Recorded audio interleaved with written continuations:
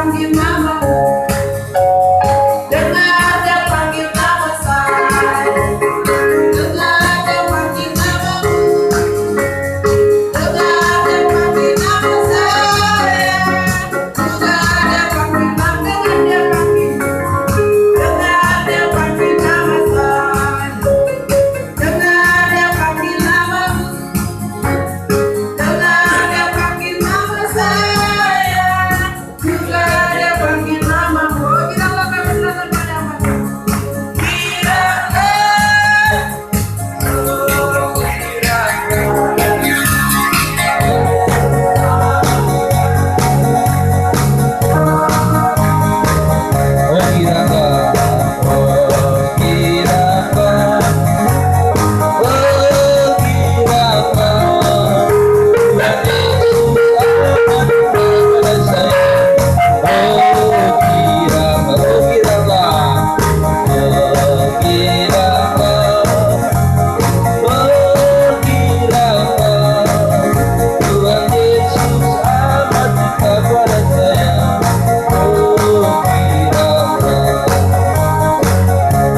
Mari kita semua bangkit berdiri, saudara. Kisah Para Rasul 4 ayat 18. Kisah Rasul pasal 4 ayat yang ke-18 dan 19. Kita baca bersama-sama. Ya. 2, 3 ya. Dan setelah keduanya disuruh masuk, mereka diperintahkan supaya sama sekali jangan berbicara atau mengajar lagi dalam nama Yesus. Tetapi Petrus dan Yohanes menjawab mereka, silakan kamu putuskan sendiri manakah yang benar di hadapan Allah, taat kepada kamu atau taat kepada Allah. Puji Tuhan, silakan duduk. Saya buat judul firman Tuhan hari ini, menyenangkan hati Tuhan. Menyenangkan hati Tuhan. Saudara, untuk menyenangkan hati Tuhan tidaklah mudah. Atau menyenangkan hati Tuhan itu merupakan satu pekerjaan yang susah. Susah ya saudara, tidak mudah. Untuk menyenangkan hati sendiri itu jauh lebih mudah. Karena saudara, menyenangkan hati Tuhan itu adalah menuntut pengorbanan yang tulus. Dan bukan pengorbanan asal-asalan. Saudara, itu kalau menyenangkan hati Tuhan. Kalau menyenangkan hati sendiri, itu tidak ada pengeluaran kepada Tuhan. Tapi kalau menyenangkan hati Tuhan, harus ada pengorbanan. Yesus Tuhan kita telah mendahului pengorbanan itu kepada kita. Siapa kita sebenarnya? Maka Tuhan harus berkorban kepada kita. Kalau kita selidiki asal-usul kita, kita ini tidak ada sebenarnya, ya kan? Jadi ada. Kalau Allah ada, terus ada. Kita dari tanah liat. Lalu diberi napas.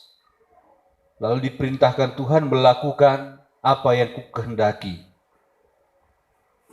Tapi manusia melanggar sampai hari ini. Karena pelanggaran manusia, Allah berkorban. Coba pikirkan. Dia berkorban, dan yang dikorbankan Allah pun bukan sedikit. Semua yang dia miliki telah dia korbankan demi masa depan kita. Hidup kita sudah rusak, dan apabila tidak dibagusi, tidak diperbaharui, direstorasi oleh Tuhan, maka kita tidak punya masa depan yang indah lagi. Jadi untuk memperjuangkan masa depan yang indah itu, Allah mengorbankan segala-galanya. Iya, segala-galanya. Termasuk anaknya yang kekasih. Dia berikan untuk kita. Saudara, menyenangkan hati Tuhan itu tidak kemana-mana hasilnya. Bukan kepada orang lain, tapi kepada kita sendiri. Kalau saudara setia kepada Tuhan, saudara akan tuai hasil kesetiaan itu di hari-hari yang akan datang. Hari depan. Kalau hari ini kita setia, akan ada hari Tuhan tentukan. Kita akan menuai kesetiaan kita itu. Kalau kita tidak setia, ada hari yang sudah Tuhan tentukan. Kita akan menuai ketidaksetiaan kita itu.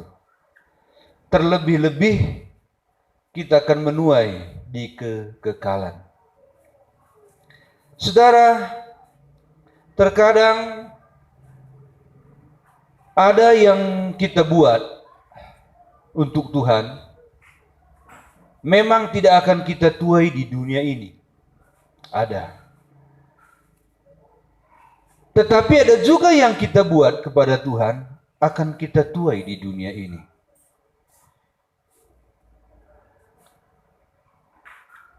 Itu terserah Tuhan saja. Kita terima di dunia ini atau di dunia akhirat kita terima, sesungguhnya itu tidak perlu dipermasalahkan. Tapi tetaplah melakukan yang baik. Firman Tuhan berkata, semua perbuatanmu kepada Tuhan tidak akan pernah tersia-siakan. Tidak akan pernah menjadi sia-sia. Selalu Tuhan perhitungkan. Kita saja yang kurang sabar untuk setia. Bahkan yang paling murah sekalipun, secangkir air putih yang kita ambil dari rumah, kita suguhkan kepada tamu. Karena kita mengasihi Tuhan. Berapa nilainya kalau dirupiahkan? Mungkin gak bisa dirupiahkan kalau air di rumahnya, air putih diberikan. Gak bisa dirupiahkan itu, saudara. Dengan uang sekarang gak ada nilainya. Gak ada nilai pecahannya itu. Ya. Tapi itu pun Tuhan hitung, saudara. Tuhan hitung. Saudara dikasih Tuhan, kita ada untuk menyenangkan hatinya. Supaya hati kita nanti disenangkan selama-lamanya. Ini berulang-ulang kali saya katakan kepada kita. Kalau hari-hari yang lalu perkataan ini tidak mendarah daging kepada saudara, harapan saya dan harapan Tuhan hari ini mendarah daginglah. Amin. Istilahnya mendarah daging itu kalau kita makan dia menjadi kekuatan, ya. Tidak dimuntahkan gitu. Tidak muntah, ya. Banyak orang dengar firman Tuhan itu dimuntahkan. Ya, istilahnya masuk kuping kiri, keluar kuping kanan. Sama saja kan, saudara? Sama saja. Enggak menjadi kekuatan iman, kekuatan rohani. Kita menyenangkan hati Tuhan. Saudara dikasih Tuhan, ayat yang kita baca ini tadi menerangkan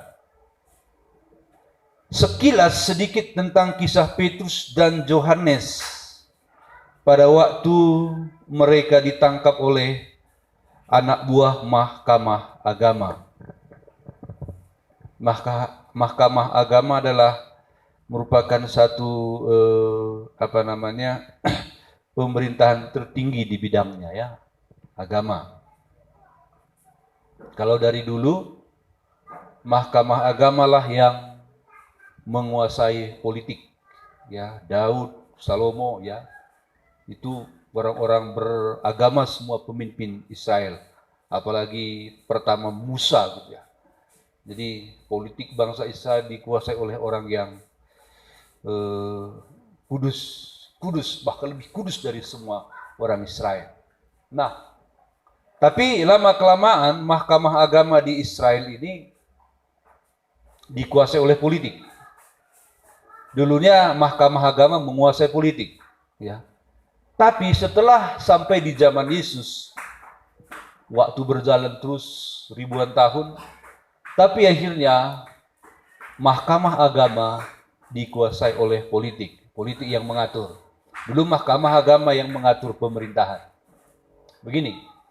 Dan setelah keduanya disuruh masuk, mereka diperintahkan supaya sama sekali jangan berbicara atau mengajar lagi dalam nama Yesus. Ini mahkamah agama yang melarang, saudara. Coba. Mahkamah agama apa itu? Ya kan? Tetapi Petrus dan Yohanes menjawab mereka, silakan kamu putuskan sendiri. Manakah yang benar di hadapan Allah? Taat kepada kamu atau taat kepada Allah? Nah, saudara, kalau kita baca di Kisah pasal 4 ayat pertama, perikopnya di atas, Petrus dan Yohanes di hadapan mahkamah agama. Bobrok ya. Siapa itu mahkamah agama, saudara? Yaitu imam besar. Di bawahnya ada ahli-ahli Taurat, orang-orang Lewi. Ada orang-orang Farisi, orang Saduki. Ini ahli-ahli semua ini, saudara. Inilah yang melarang mereka. Kenapa dia dilarang? Karena mereka hanya punya jabatan penting di organisasi, di satu departemen, ya. Tapi mereka tidak punya kuasa, Tetapi Petrus ini punya kuasa Roh Kudus. Dia sembuhkan orang lumpuh di gerbang indah atau gerbang elok. Sedangkan imam besar di mahkamah agama itu ada imam besar, tidak punya kuasa untuk menyembuhkan. Cemburu mereka. Mereka takut kalau seluruh orang Israel yang beragama Yahudi tidak lagi mengikuti imam besar, tetapi sudah menjadikan Petrus jadi ketua mahkamah agama barunya. Inilah yang mereka takutkan. Dan Yohanes ini. Jadi mereka ini sudah ditangkap. Judul firman Tuhan tadi, menyenangkan hati Tuhan. Mereka ini diancam, saudara. Mereka berbahaya sekali mengajar nama Yesus ini. Dikatakan, supaya sama sekali jangan berbicara atau mengajar lagi dalam nama Yesus. Tapi mereka bantah. Mereka tolak, tetapi Petrus dan Yohanes menjawab mereka, silakan kamu putuskan sendiri manakah yang benar di hadapan Allah, taat kepada kamu atau taat kepada Allah. Ayat 20.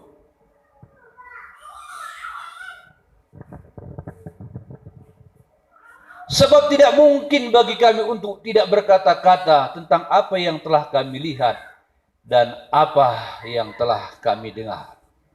Mereka makin keras mengancam rasul-rasul itu, tetapi akhirnya melepaskan mereka juga, sebab sidang tidak melihat jalan untuk menghukum mereka karena takut orang banyak yang memuliakan nama Allah berhubung dengan apa yang telah terjadi. Nah, ini saudara, menyenangkan hati Tuhan, saya katakan tadi, itu harus berkorban, menuntut satu pengorbanan yang tulus. Dan pengorbanan ini kalau diukur Alkitab tidak dibilang rupiahnya berapa, tidak dibilang jumlahnya berapa. Yang walaupun ada kata ucapan syukur persepuluhan itu korban biasa di gereja, kolekte, korban waktu, pikiran, tidak dibatasi. Tapi kalau dibatasi bisa juga, ya gini ceritanya. Tidak dibatasi, tapi paling tinggi pengorbanan mengikut Tuhan adalah korban nyawa. Ngerti ya, saudara? Korban nyawa, nggak ada lebih besar dari itu. Jadi, saudara dikasih Tuhan, Petrus dan Yohanes tidak mempedulikan larangan itu. Dia mau taat kepada Allah, bukan taat kepada mahkamah agama. Mengerti ya saudara? Bagaimana kita sekarang mengikut Tuhan ini? Taat kepada Tuhan atau taat kepada orang lain atau taat kepada diri sendiri? Iya. Kitalah yang mengetahui.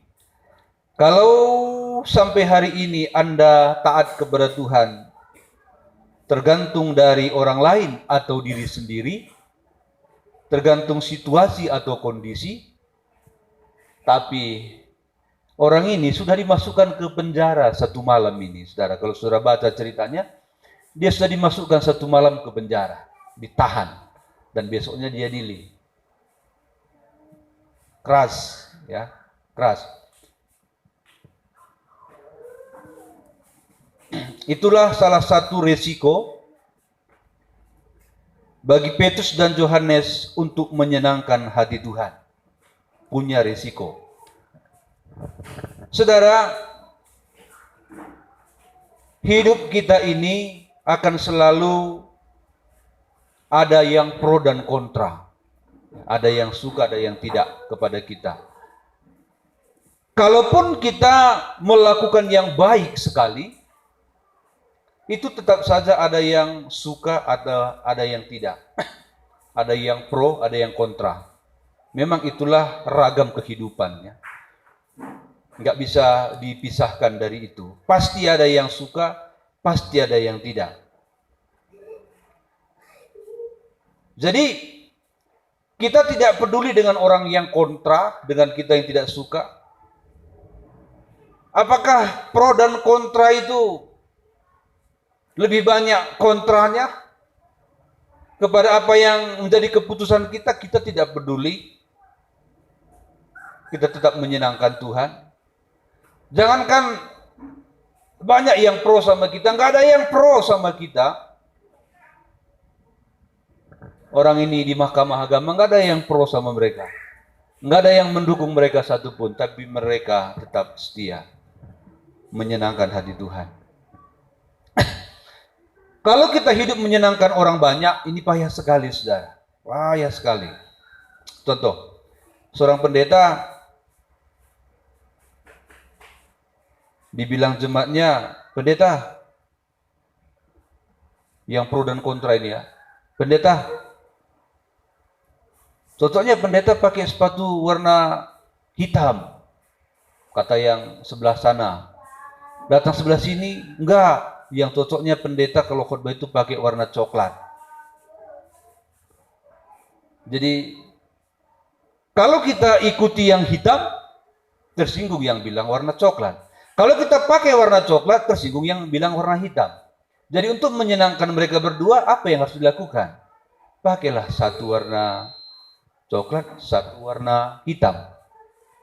Dilihat orang siapa yang gila, saudara? Pendeta GPDI sudah gila. Kenapa begitu? Oh, kamu aja nggak tahu. Dia ingin menyenangkan hati umatnya semua. Itu makanya dia pakai sepatu sebelah-sebelah. Jalan saya ke sana, orang bilang, Pak Pendeta sudah botak gila lagi. Nah, ini kalau menyenangkan hati orang banyak. Jadi kita ini saudara hidup menyenangkan hati Tuhan. Amin. Walaupun orang lain pro, orang lain kontra, ya kita senangkan Tuhan saja. pendeta muda yang baru jadi pendeta, ganteng, baik, tapi di gereja ada juga pro dan kontra. Jemaat bilang, kalau celana Pak Pendeta hitam, yang cocok pasangannya itu di atas putih. Ya memang pas juga ya, kombinasinya masih pas. Satu kelompok lagi berkata warna merah. Itu pun pas juga, masih cocok. Datang lagi yang ketiga, orange. Nah, saudara, bagaimana ini menyenangkan ini? Ya, saudara. Sekarang yang harus diputuskan pendeta itu, pilih salah satu warna. Kalau semua dia pakai warna orange, merah, putih. Terus nanti begitu ditambah sepatu sebelah-sebelah, udah tambah gila lagi. Jadi pendeta harus paskan dengan dirinya. Biar ada yang kontra, tapi dia harus menjaga standing supaya dilihat orang jangan gila. Inilah hidup. Amin, saudara. Inilah hidup. Saya contohkan ke pendeta saja. Ya, nanti saudara banding-bandingkan diri saudara tentang semua keputusan yang Anda buat. Pasti ada pro dan kontra. Amin, saudara. Jadi apapun kata orang, yang pas dengan firman Tuhanlah pakai. Yang pas sesuai dengan aturan Tuhan pakai. Soal pro dan kontra itu kita belakangkan. Kita menyenangkan hati seseorang, namanya Yesus yang telah mati untuk kita, dan yang akan memberi kita hidup yang kekal. Keputusan apapun yang Anda buat, pasti ada suka, ada tidak. Saudari kasih Tuhan,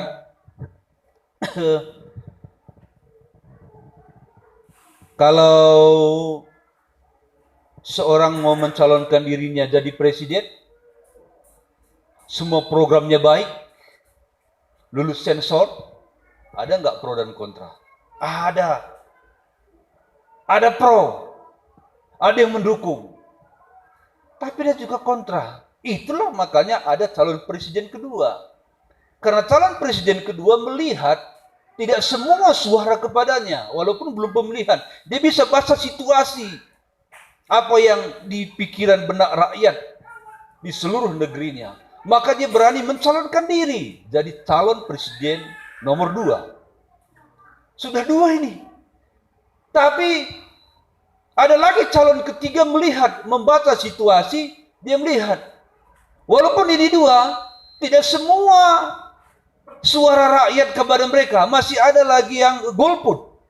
Nah, dia mau calonkan dirinya ketiga untuk mengambil suara golput. Dan sekaligus mengambil juga suara-suara yang sudah pro kepada kedua calon itu. Inilah yang mereka kerjakan. Mereka buat rapat khusus bagaimana mencuri hati. Jadi di dunia manapun saudara, pro dan kontra itu pasti ada. Tapi cocokkanlah dengan dirimu. Amin, saudara. Apapun kata orang, cocokkan dengan diri kita. Khusus tentang iman kita. Cocok untuk Tuhan. Orang tadi berkata, silakan kamu putuskan sendiri. Tak mungkin bagi kami untuk tidak bercerita tentang apa yang kami lihat dan apa yang kami dengar. Yang mereka lihat itu bukan mujizat. Tapi yang dia lihat itu jelas. Yesus yang hidup. Pernah hidup 33 tahun setengah di dunia. Khususnya 3 tahun setengah dia hidup di antara Yohanes dan Petrus. Tak mungkin kami tidak bercerita tentang apa yang kami lihat. Kalau bila diceritakan lebih dalam, kami pernah tidur satu selimut dengan Yesus. Kami pernah makan di ladang satu piring yang namanya daun pisang. Kami sama-sama diintimidasi. Kami sama-sama melakukan mujizat. Kami sama-sama mengalami pengalaman yang kekal. Dan itu tidak dibatasi dengan situasi dan kondisi alam dunia ini. Tapi sampai kepada hidup yang kekal, tak mungkin. Jadi kalau engkau kami suruh berhenti dan mengancam kami dengan keras, tidak. Katakan tidak kepada dunia. Amin, saudara. Tidak kepada dunia.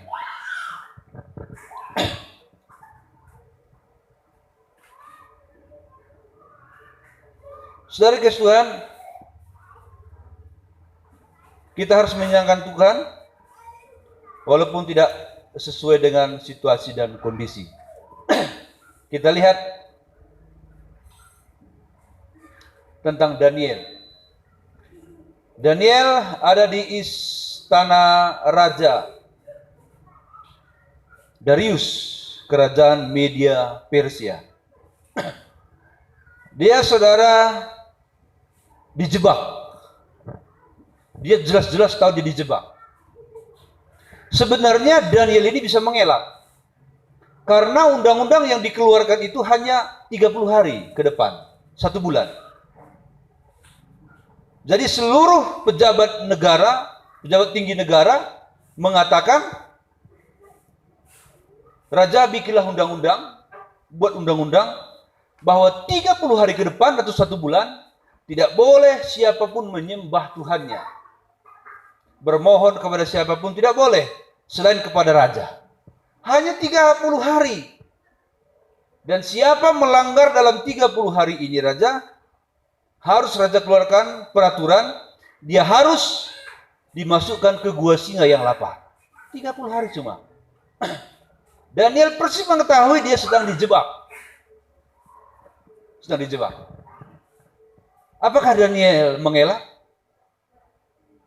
Artinya kalau Daniel mengelak, dalam 30 hari dia nggak usah beribadah kepada Tuhannya, maka Daniel akan bebas dari hukuman itu.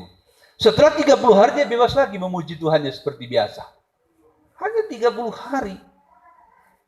Taruhannya nyawa, dia sudah tahu aku pasti tertangkap basah bila aku normal memuji memuliakan nama Tuhanku. Kalau saudara begitu gimana? Mengelak enggak? Saudara masih memuji Tuhan atau tidak? Hanya 30 hari.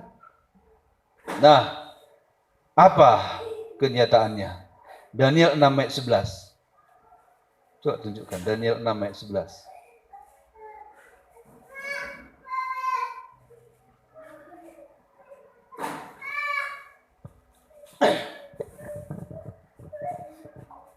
Demi didengar Daniel bahwa surat perintah itu telah dibuat, pergilah ia ke rumahnya. Dalam kamar atasnya ada tingkap-tingkap yang terbuka ke arah Yerusalem. 3 kali sehari ia berlutut, berdoa, serta memuji Allahnya seperti yang biasa dia lakukan. Coba. Tidak surut sedikit pun langkahnya memuji Tuhannya seperti yang biasa dia lakukan. Ayat 12. Lalu orang-orang itu bergegas-gegas masuk dan mendapati Daniel sedang berdoa dan bermohon kepada Allahnya. Ayat 12 ini menunjukkan Daniel tertangkap apa? Basah. Sedang memuji Tuhannya. Ayat 13. Kemudian mereka menghadap raja dan menanyakan kepadanya tentang larangan raja. Bukankah tuanku mengeluarkan suatu larangan supaya setiap orang yang dalam 30 hari menyampaikan permohonan kepada salah satu dewa atau manusia kecuali kepada tuanku ya raja akan dilemparkan ke dalam gua singa? Jawab raja, perkara ini telah pasti menurut undang-undang orang Media dan Persia yang tidak dapat dicabut kembali. Iya. Lalu kata mereka kepada raja, Daniel, salah seorang buangan dari Yehuda, tidak mengindahkan tuanku ya raja, dan tidak mengindahkan larangan yang tuanku keluarkan. Tetapi 3 kali sehari ia mengucapkan doanya. Sampai situ saja. Akhirnya pendek cerita, Daniel dimasukkan ke gua singa. Tidak berubah hatinya. Padahal dia bisa mengelak dalam 30 hari. Daniel tidak. Tidak mau. Ya, Daniel lebih memilih masuk gua singa daripada mempertahankan jabatannya di atas kursi jabatannya. Dia memilih lebih baik aku masuk gua singa daripada aku santai duduk di kursi jabatanku. Lebih baik aku masuk gua singa daripada aku tidak memuji Tuhan. Jadi taruhannya dia akan tamat riwayat. Artinya lebih baik aku mati. Ini ya, lebih baik aku mati daripada sebulan ini kukurangi memuji, memuliakan Allah. Katakan amin, saudara.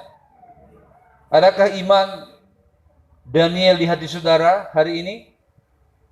Katakan amin, saudara. Nah, takut kan? Katakan amin. Nah, masih takut loh.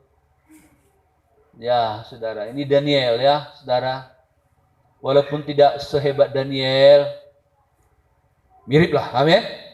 Miriplah, ya. Dia lebih baik memilih mati daripada menyakiti hati Tuhannya.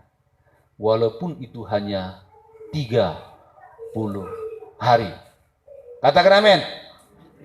Oke. Kita akan lihat yang lebih keras lagi. Iman yang lebih keras lagi. Sadrak, Mesah, dan Abednego. Pada waktu itu Raja Nebukadnezar mendirikan sebuah patung yang berkilau-kilauan dari emas. Ya. Lalu dia mengumpulkan semua pembesar-pembesar dan rakyat sebanyak-banyaknya. Dia sedang mempromosikan patungnya itu yang harus disembah oleh rakyatnya. Jadi dibuat stad, ada musik yang sangat merdu, indah, biduan, ya, nyanyi, menyembah, memuji dewa itu, patung itu. Lalu raja berkata, setelah nanti ada kode nyanyian ini selesai dinyanyikan, puji-pujian kepada patung ini selesai dinyanyikan, ada nanti kode khusus, maka semua orang harus tunduk menyembah patungku ini. Wow, saudara. Main musik yang sangat menggembirakan, menghibur, seluruh rakyat berhenti. Lalu ada kode, mungkin gong ya, do, tak berapa kali, mungkin saja. Lalu mereka tunduk semua menyembah ke patung itu. Nah, tapi ada 3 orang dari Yehuda yang tidak menyembah. Jelaslah kelihatan, nampak kan? Orang dia berdiri begini, sedang orang berlutut di bawah lututnya semua tinggi orang berlutut menyembah. Mereka pun tertangkap basah untuk tidak menyembah kepada patung itu. Dilaporkan kepada raja. Raja berkata, "Hei Sadrak, Mesah, dan Abednego, kenapa kau tidak menyembah patungku? Sudah tahukah kamu apa akibatnya?" Mereka berkata, "Sudah." Ya, sudah. Saya beri kamu kesempatan sekali lagi. Kalau kamu nanti menyembah patungku, kau tidak masuk ke api itu. Ini raja masih pelan ngomong ini. Tapi mereka bantah. Tidak, tuanku raja. Tidak usah tuanku raja buat percobaan atau uji kami sekali lagi. Kami tidak akan menyembah patung buatan tuanku. Kami sudah sepakat bertiga tidak akan menyembah.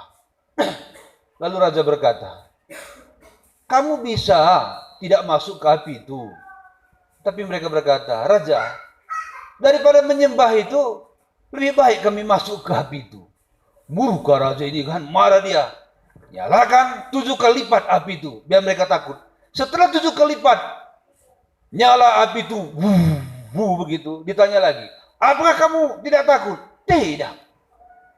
Kalaupun kami takut, nggak apa-apa, kami pasti harus masuk daripada menyembah patung Tuanku Raja. Raja berkata, Sadrah, Mesah, Abednego, kita ini sahabat, kami ini pejabat di kerajaanku. Ini sahabat mereka, sahabat dekat. Karena pernah saya katakan bahwa mereka bersama Daniel adalah 10 kali lipat lebih pintar dari orang pintar di seluruh kerajaan Babel. Ya. Saudara, apa yang terjadi? Mereka dimasukkan. Padahal hanya sekali sembah saja begini. No, bagi mereka tidak. Haleluya. Kalau Daniel 30 hari bisa mengelak. Mereka bisa menyembah sekali saja. Sesudah itu bebas. Tapi mereka berkata tidak. Kami mau masuk ke dalam api saja. Oh, saudara, dikasih Tuhan. Bagaimana tentang iman kita hari ini? Halo, saudara. Saya rasa khotbah saya bagus semua ya, saya rasa dari dulu. Aku pun mengulang-ulangi, itu kan kurekam itu. Saya mengulangi, saya tetap belajar mengoreksi khotbah saya. Ya, mengoreksi, tetap belajar. Bagusnya saya pikir. Yang menjadi permasalahan saudara yang kurang meresponi, begitu ya, meresponi. Memang itulah penyakit Kristen milenial ya, saudara dekat Tuhan. Kristen zaman sekarang ya, itulah penyakit. Tapi hari ini mulai saudara tiru Daniel, Sadrah, Mesah, dan Abednego. Amin. Amin saudara, tiru itu. Saya katakan tadi, tidak kemana-mana hasilnya. Tidak akan mungkin lari hasil yang saudara perbuat. Firman Tuhan berkata, tidak pernah kusia-siakan apa yang kau buat karena aku, oleh karena namaku. Bahkan secangkir air sejuk, air putih, kuhitung di dunia ini dan di dunia akhirat, kau tidak akan kehilangan upah. Tapi bila engkau melakukan sesuatu bukan karena namaku, itu pun kuperhitungkan di dunia ini dan di dunia akhirat. Neraka ya, saudara, ada itu. Nah, saudara, satu lagi contoh. Musa, dia hidup di istana Mesir yang penuh dengan kemewahan, kemanjaan, manja dia. Tapi setelah dia mengenal Tuhan, setelah bertobat, begitu ya, setelah bertobat, dia bertobat tapi masih hidup di istana Mesir, istana Firaun, karena dia adalah cucu angkat Firaun yang sangat dikasihi. Karena Alkitab mengatakan dia tidak bercela, sangat dikasihi. Dalam hikmat, pengetahuan, perbuatan, dia tidak bercela. Menurut ukuran orang Mesir. Wow, luar biasa Musa ini bagi orang Mesir. Tapi setelah dia bertobat, setelah dia mengenal Allah, sampai waktunya dia mengenal Allah, nah, dia putuskan. Dia tidak peduli apa kata orang Mesir, ya. Dia mau menyenangkan hati Tuhan saja. Dia mau menyenangkan hati Tuhan. Apapun kata orang Mesir semua, dia putuskan. Hari ini, aku akan melangkahkan kakiku. Selamat tinggal masa lalu. Apa itu masa lalu, saudara? Dosa dan kemegahan dunia di istana. Selamat tinggal. Hari itu dia putuskan, benar-benar putus. Tahu putus? Ya, begini putus. Kalau kerbau ditambat putus, dia bebas. Tidak ada hubungannya lagi dengan Mesir. Walaupun dia ada di Mesir. Inilah Musa, saudara. Bagaimana dengan kita? Sudah putuskah kita dengan masa lalu? Halo? Menurut saya masa lalu dosa ya. Nah, masa lalu yang lain, masa lalu dosa. Udah putus? Oh, iya. Bagus, jujur ya. Jangan-jangan kita di sini yang nggak ngaku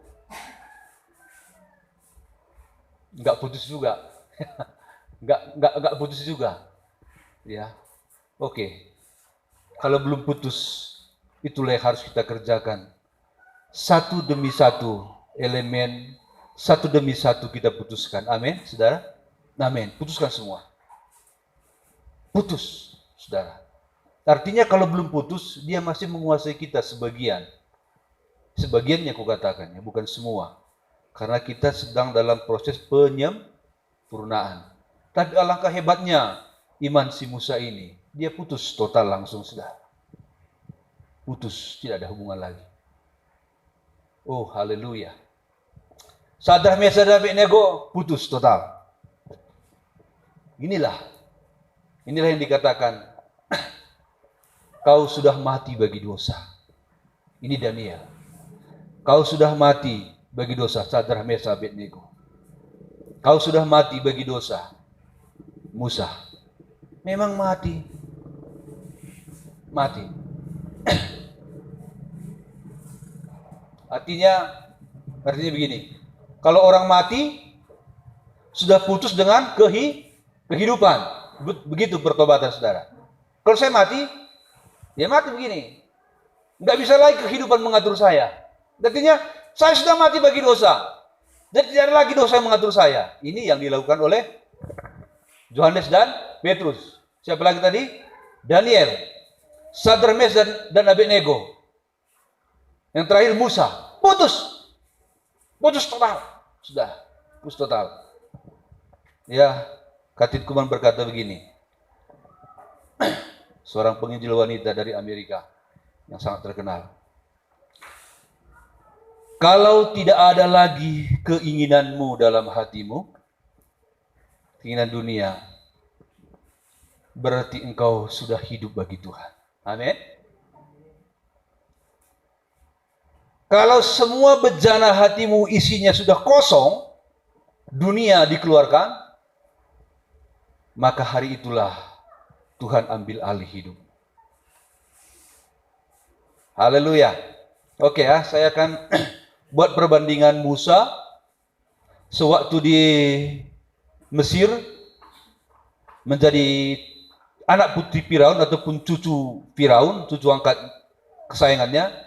Dan setelah dia keluar, dulunya Musa dari anak angkat putri Firaun ataupun cucu Firaun, dia adalah orang Mesir. Walaupun tidak berdarah Mesir, tapi dia sudah orang Mesir. Orang Mesir. Tapi setelah dia bertobat, dia benar-benar jadi orang Israel. Amin. Putus ini ya. Putus antara Mesir, orang Mesir ke orang Israel, diputus. Dia benar-benar orang Israel. Benar-benar orang bertobat. Ini pertama. Kedua, Musa dulu orang Mesir menyenangkan Firaun. Atau menyenangkan hidup dalam aturan-aturan Firaun. Menyembah berhala. Tapi setelah dia tinggalkan Mesir, dia menyenangkan Tuhan, penyembah Tuhan. Ini putus, langsung putus. Waktu itu semua serentak menyenangkan Tuhan. Ketiga, dia adalah tentara Mesir. Waktu dia cucu Firaun. Tapi setelah keluar, dia menjadi tentara Israel. Katakan amin, saudara. Dulu kita tentara dosa, sekarang tentara Kristus. Amin. Tentara Kristus. Keempat, waktu dia di Mesir, cucu Firaun, Dia menikmati kekayaan, kejayaan Mesir yang bergelimangan dosa. Tapi setelah dia tinggalkan istana, dia menikmati penderitaan karena iman. Katakan amin, saudara. Penderitaan karena iman, ya. Penderitaan karena iman. Kita harus begitu. Kita mau menderita karena iman. Amin. Memang penderitaan kita agak berat di sini, tapi untuk melakukan itu memang berat. Kalau dihitung itu nggak berat sebenarnya, tapi karena ada yang menghalangi menjadi berat. Yang kelima, hanya 5 saya catat. Dulu waktu dia cucu Firaun, dia mengabdi kepada Raja Firaun. Itu pengabdiannya 100%. 100% ke Raja Firaun. Tapi setelah dia tinggalkan istana Firaun, dia mengabdi kepada Tuhan 100%. Katakan amin, saudara. Tuhan merindukan pertobatan yang 100%. Yang walaupun hari ini kalian kata-kata tadi belum putus, tapi kita sedang memutuskan satu persatu. Amin, saudara. Ada kerinduan? Ada kerinduan? Oh, haleluya, Tuhan memberkati. Inilah yang Tuhan inginkan pada kita hari ini. Sekian firman Tuhan, Tuhan memberkati. Kita nyanyi satu nyanyian yang berkata, tiada lebih indah untuk melayani Tuhan. Kalau kita sudah, ini kita sudah belakangkan Mesir kan, saudara? Sudah belakang Mesir, ya? Mari kita berjalan terus kepada Kristus. Kita sudah belakangkan dosa, kita sedang melangkahkan kaki kepada Kristus. Gak usah lagi toleh-toleh ke belakang, ya. Belakang itu menggoda, tapi kita sudah belakangkan. Mata kita tertuju pada Kristus, melayani Dia, mengasihi Dia. Walaupun masih ada keterikatan satu-satu dalam kita melayani, beraktivitas kepada Tuhan, otomatis itu akan putus satu persatu. Katakan amin, saudara. Katakan amin. Tiada lebih indah. Nggak ada di dalam nggak ada pun, nggak apa-apa. Kalau ada tampilkan, ya. Semua kita bangkit berdiri, saudara.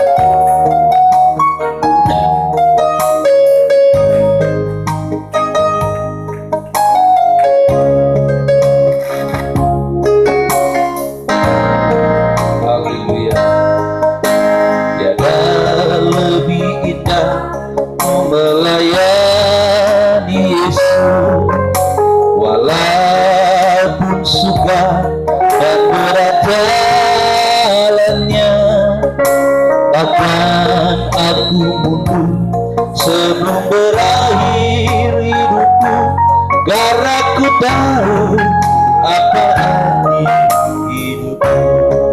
Haleluya. Terbanis dalamku telah aku tinggalkan, terkasih dalamku telah aku lepaskan, asal hati Yesus merasa senang selalu, karena ku tahu apa arti hidup melayani.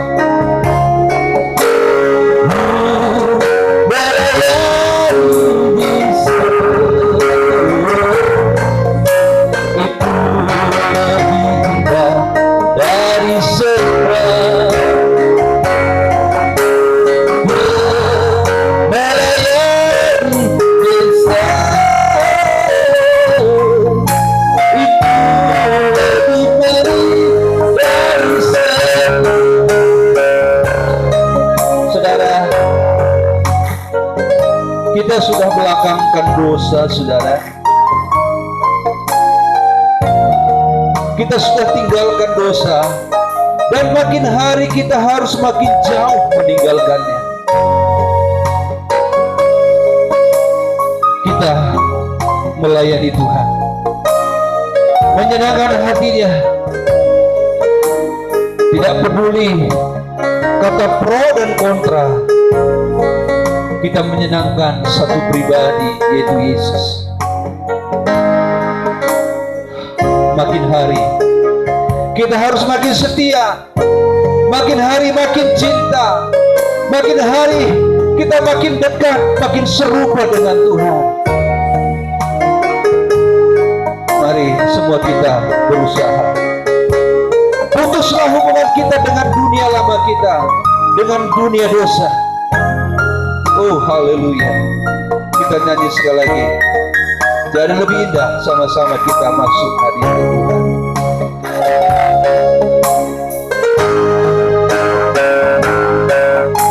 Tiada lebih indah ku melayani Yesus, walaupun susah dan berat jalannya.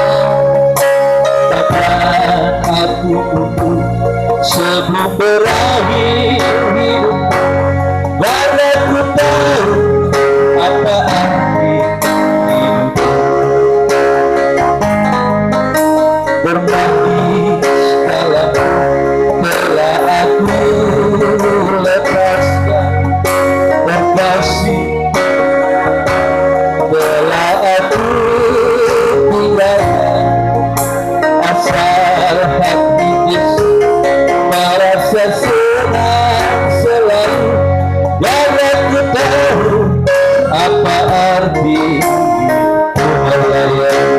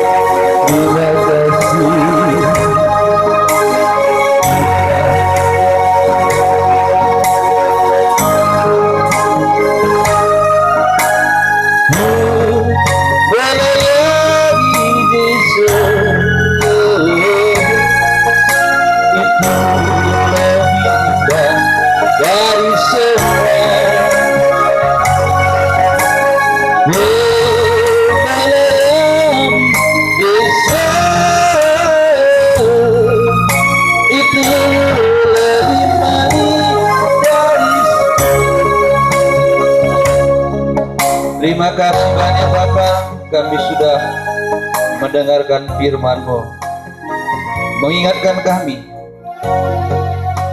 betapa kami harus mengasihi Engkau sepenuh hati, sepenuh jiwa, sepenuh kekuatan kami. Tidak kami kurangi, semampu kami mengasihi-Mu, melayani Engkau, memperhatikan Engkau, memperhatikan pekerjaan-Mu, membuktikan kami cinta Engkau, rindu bersama-Mu dalam kekekalan yang abadi. Kerinduan-Mu kepada kami telah nyata, supaya Engkau bisa membawa kami kepada kekekalan yang abadi. Kami pun akan meresponi dengan segenap hati kami. Kalau sempurna tidak mungkin, tapi semampu kami itu mungkin, Tuhan. Terima kasih, Bapak. Saudara yang punya masalah, angkat tangan. Tuhan sangat rindu. Engkau mengaku lemah, engkau mengaku tidak mampu. Katakan masalahmu kepadanya, kerinduanmu. Saat nyanyian kita bernyanyi, aku percaya Tuhanku ajaib. Katakan masalah saudara. Aku percaya